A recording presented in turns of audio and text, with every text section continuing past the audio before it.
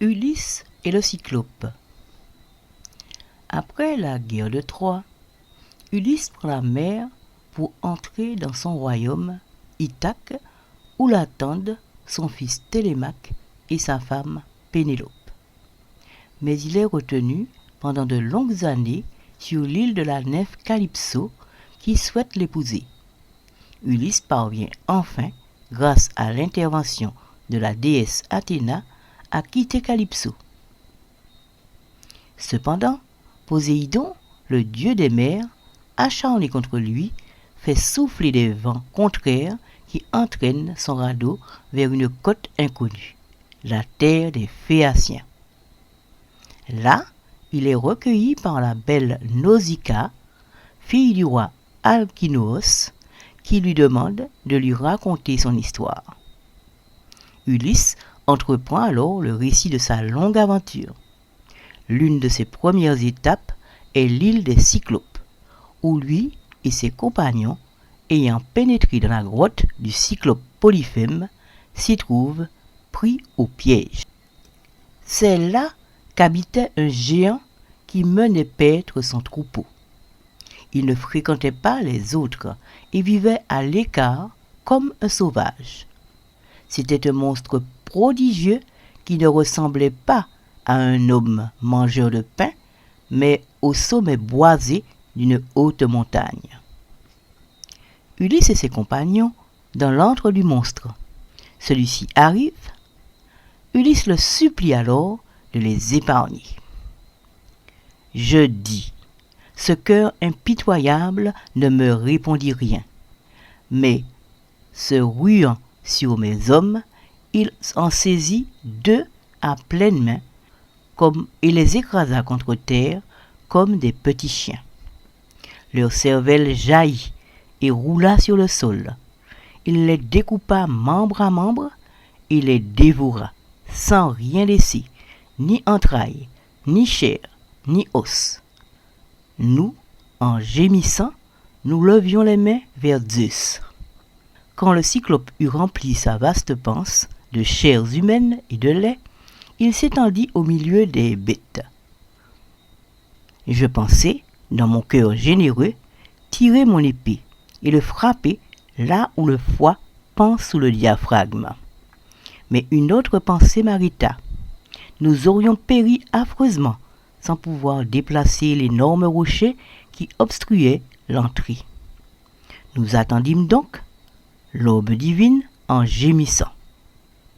Quand parut l'aube aux doigts roses, il emmena ses gras troupeaux sur la montagne.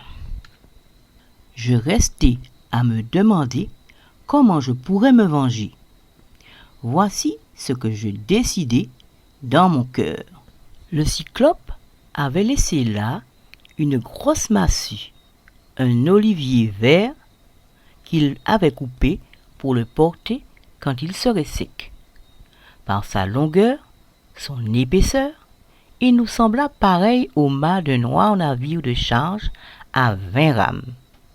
J'en coupai environ une brasse que je passai à mes compagnons, leur ordonnant de l'équarrir. Ce travail fait, j'entaillai l'extrémité en pointe et la passai dans le feu pour la durcir. Le soir, il revint, ramenant ses bêtes, il saisit à nouveau 2 de mes compagnons pour en faire son repas. Je m'approchai alors de lui, tenant une grande coupe de vin noir. « Cyclope, bois ce vin après ton repas de chairs humaines, et tu sauras quelle boisson renfermait notre navire. Ça aurait été ma libation si, nous prenant en pitié, tu nous avais renvoyés chez nous, mais tu es trop furieux. » Je dis. Il prit la coupe et la vida. Le breuvage était doux. Il m'en redemanda.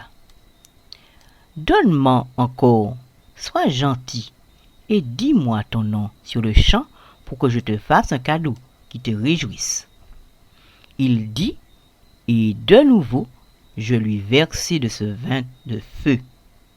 3 fois, je le servis. 3 fois, il but, ce dément.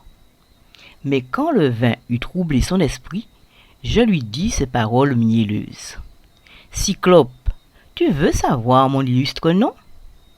Je vais te le dire, et tu me feras le don d'hospitalité que tu m'as promis.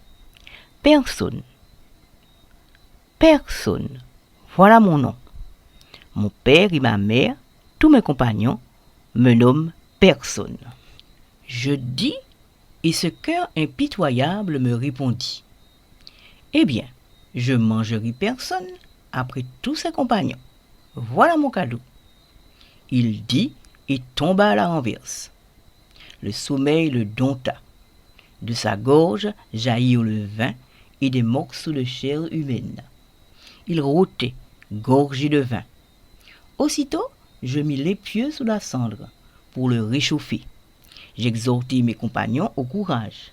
Dès que l'épieu d'olivier fut sur le point de s'enflammer, je le retirai du feu. Mes compagnons m'entouraient. Un Dieu nous donnait du courage.